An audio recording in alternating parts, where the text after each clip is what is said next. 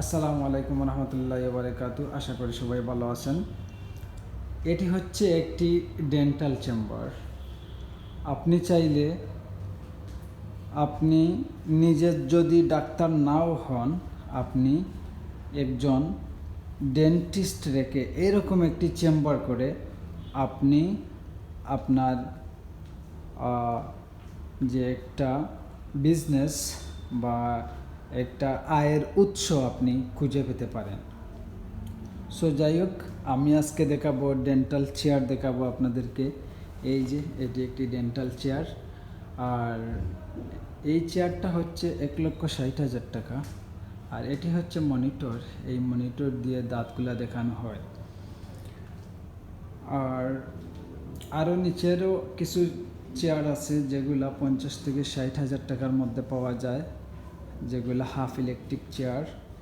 সেই চেয়ারগুলো অবশ্যই অনেকেই ব্যবহার করে। এটি হচ্ছে একটি পুরাতন ডেন্টাল চেয়ার।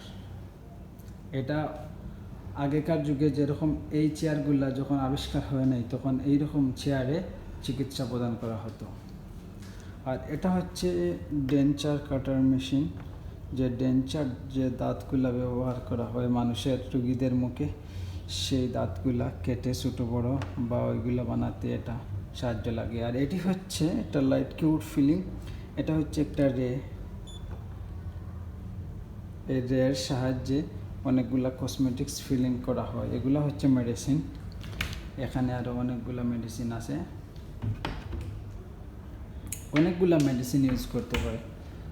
আপনি একজন ডেন্টিস্ট বা বিডিএস ডাক্তার রাখে আপনি এরকম একটা চেম্বার আপনি করতে পারবেন। ডাক্তারদের একটা আলাদা বেতন আছে, সেই বেতনগুলো আপনারা দিবেন। 30 থেকে 35,000 টাকা হলে একজন ডিপ্লোমা ডাক্তার আপনি পেয়ে যাবেন।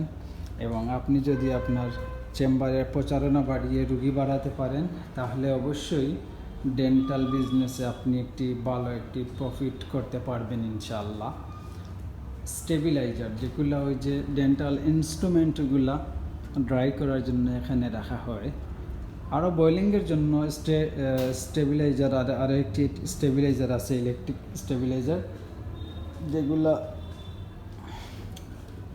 ওই যে যন্ত্রপাতি ইউজ করার পর ওগুলা বয়েলিং করা হয়, জীবাণুমুক্ত করা হয়। এটি হচ্ছে সাকার টিপস, যেগুলা রুগীর মুখের ভিতরে পাইপ দিয়ে লাগানো থাকে। এইভাবে এই পাইপটা রুগীর মুখের ভিতরে লাগানো থাকে, আর মুখের ভিতরের পানিগুলা এই পাইপ দ্বারা ওই যে বোতলে চলে যায়। তো বন্ধুরা, যদি আপনারা একটি ডেন্টাল চেম্বার করতে চান, তাহলে অবশ্যই মিনিমাম আপনার 4 থেকে 5 লক্ষ টাকার প্রয়োজন। আপনি করতে পারবেন ইনশাআল্লাহ, স্বাবলম্বী হতে পারবেন। ভালো একজন ডাক্তার রাখতে হবে আপনাকে অবশ্যই। তো আজকের ভিডিওটা যদি আপনাদের ভালো লাগে, তাহলে অবশ্যই আমার চ্যানেলটি সাবস্ক্রাইব করবেন, লাইক দিবেন, কমেন্ট করবেন। ভালো থাকবেন সবাই। আসসালামু আলাইকুম।